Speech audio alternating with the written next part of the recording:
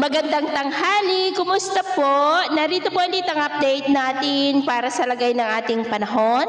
Ngayong tanghali po ng December 26, 2024. Sa ngayon po ay iba't ibang weather system pa rin ang umiiral dito sa ating bansa. Hanging amihan, dito po sa malaking hanging amihan dito sa Luzon, easterly sa Visayas at meron pong intertropical convergence zone na nag-i-extend po sa may Mindanao. At sa ating long range forecast, wala pa rin naman pong bagyo na nakikita na tatawid dito po sa ating kalupaan hanggang sa matapos ang taon na ito, pero hindi pa rin inaalis ang posibilidad na may mabuong sama ng panahon sa susunod na mga araw, lalo na sa unang mga araw ng susunod na taon, at ang development ng mga yan ang ating babantayan kung matutuloy po o hindi.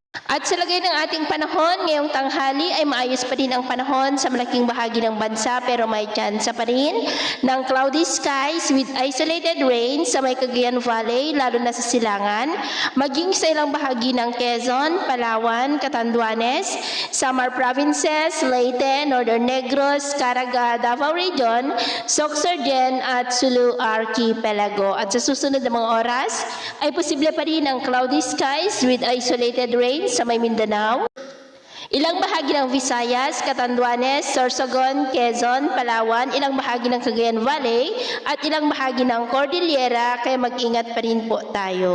Ito naman po mga baybayin, iwasan na muna natin ang papalaot sa silangang baybayin ng ating bansa, maging sa Northern Seaboard ng Cagayan, Batanes Island Seaboard, Labuyan Island Seaboard, at kanlurang baybayin ng Ilocos Region at Central Luzon.